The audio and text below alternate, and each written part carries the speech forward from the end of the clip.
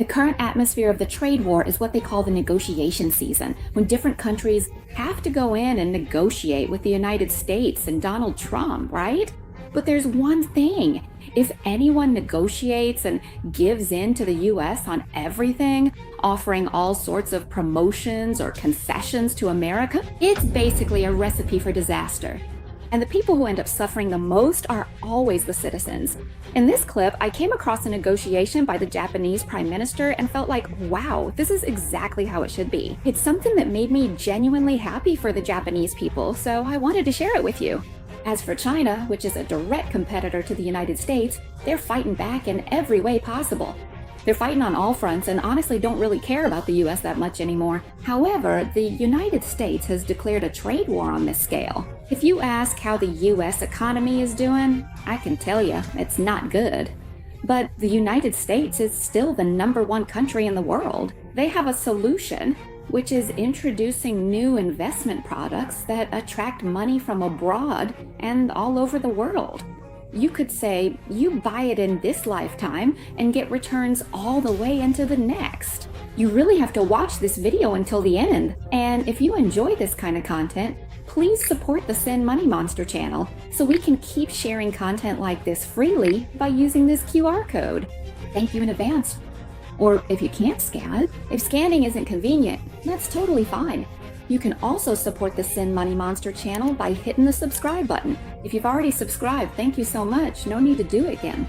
Okay, but if you haven't subscribed yet, just hit the button once for my channel. One time is enough. Prime Minister Shigeru Ishiba of Japan has already held talks with the United States, but nothing has been finalized yet. But I feel like Prime Minister Ishiba's purpose in going to negotiate is truly quite remarkable to witness, because Prime Minister Ishiba made it very clear that the reason for negotiating with the United States is not simply to appease their interests and get them to lower trade barriers.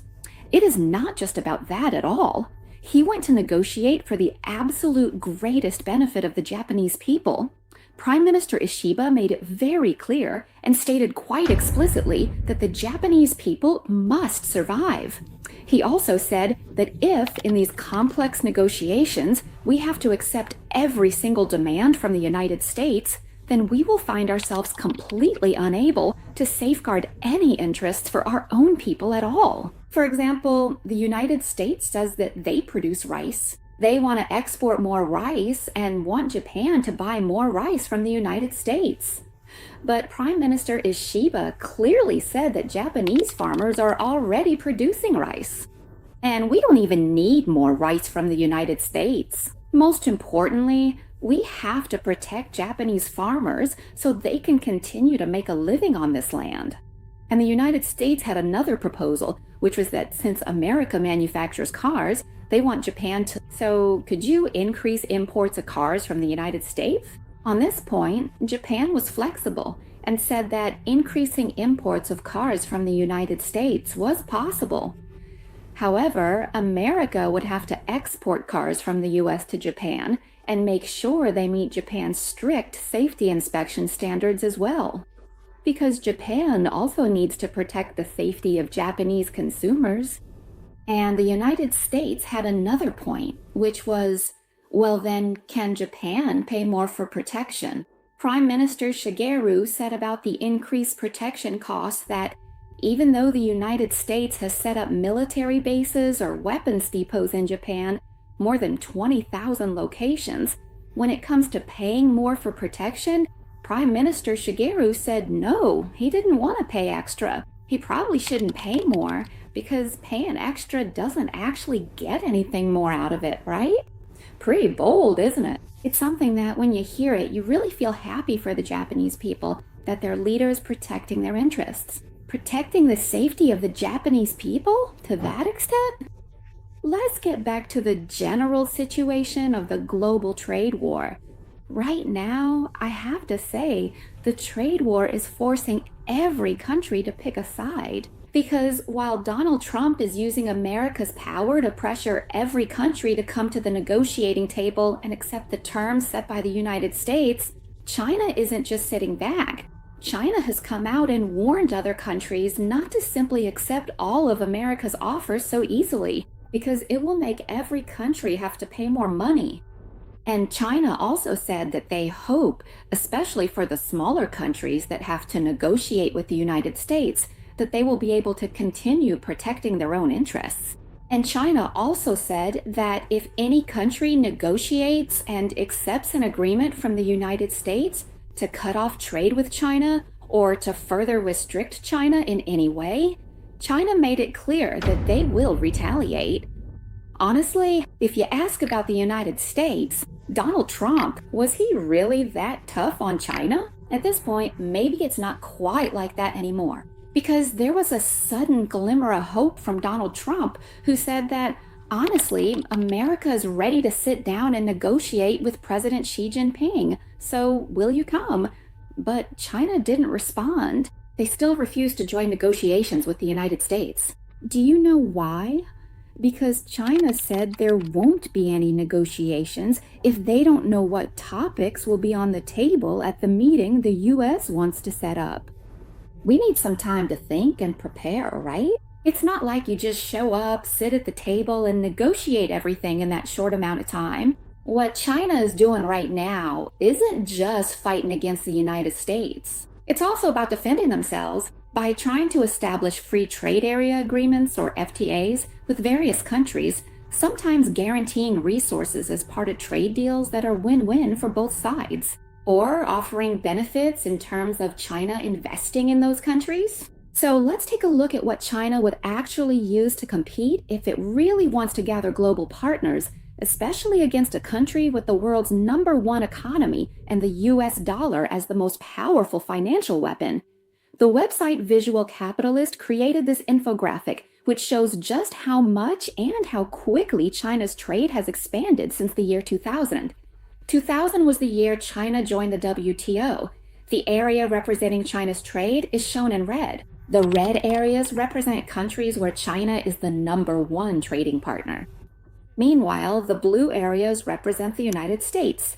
If you see a blue area, it means the US is that country's top trading partner.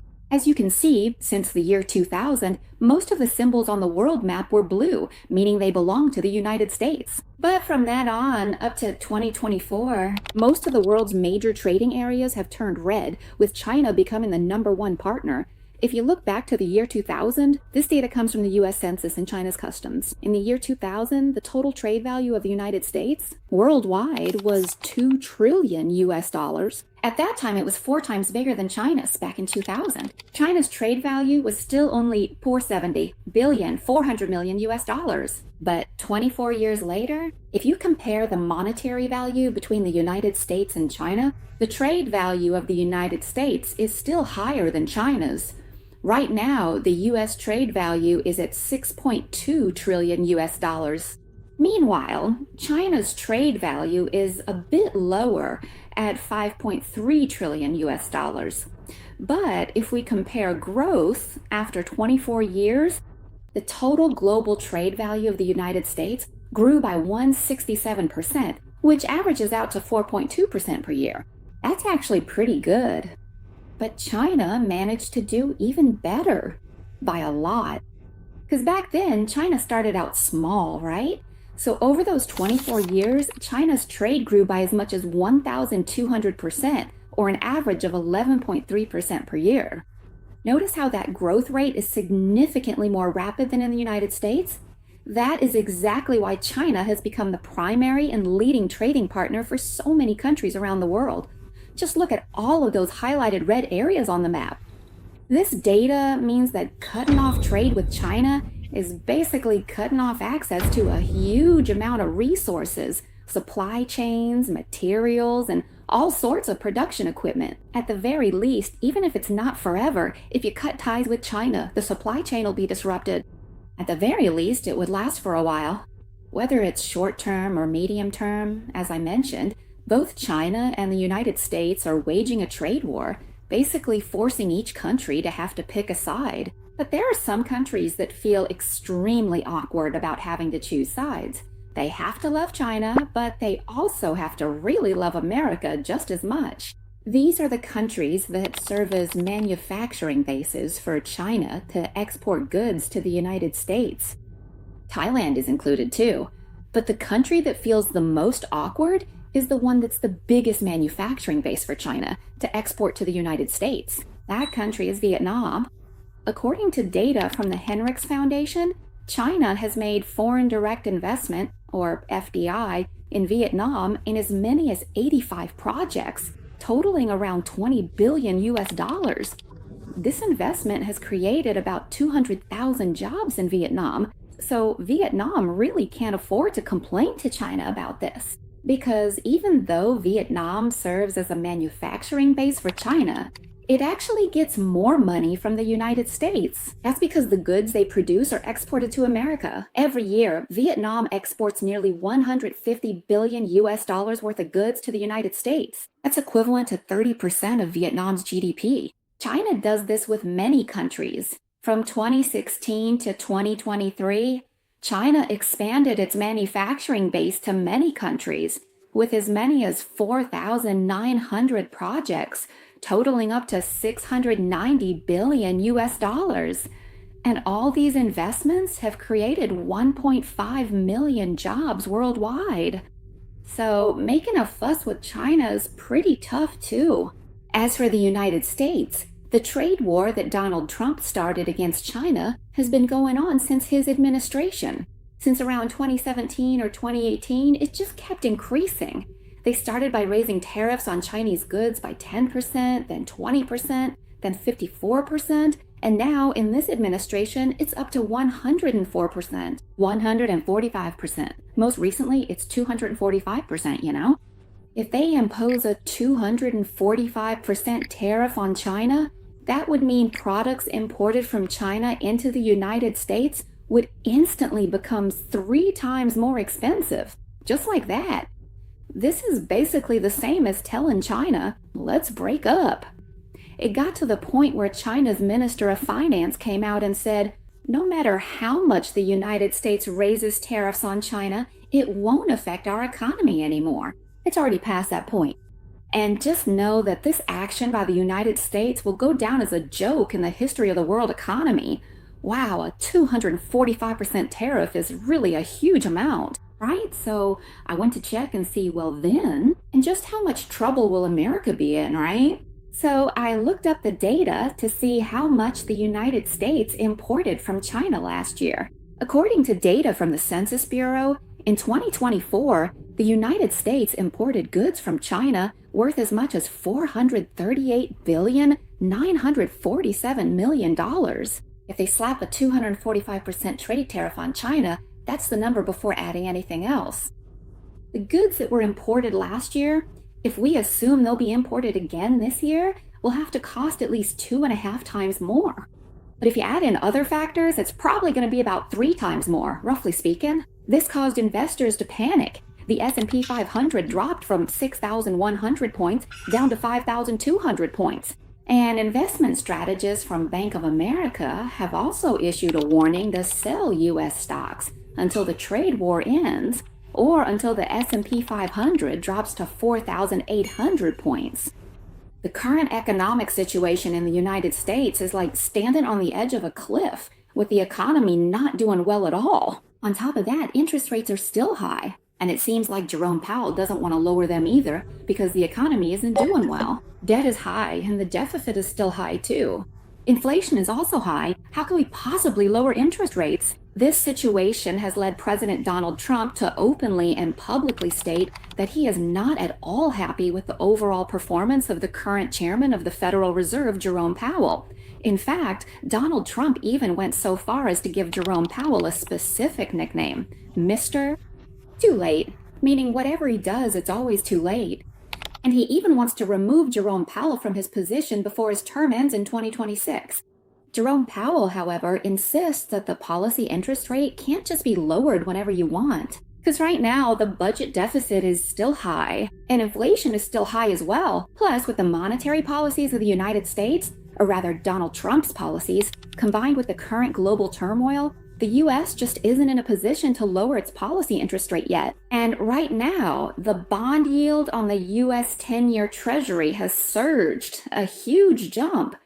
When bond yields go up, it means there's been a massive sell-off. But Donald Trump isn't fazed at all. No matter what the inflation situation's like, no matter what the debt situation is like, no matter who decides to dump US government bonds, nobody knows. No one knows how much China will sell off, but Donald Trump has a way to attract foreign money from all over the world to the United States with a brand new, super cool loan product called the Super Bond. It pays out returns for 100 years straight. So everyone, if you're interested, it might actually be released for people to buy. The Super Bond, a U.S. government bond that pays returns for 100 years. Buy it in this lifetime and you'll get returns all the way into the next.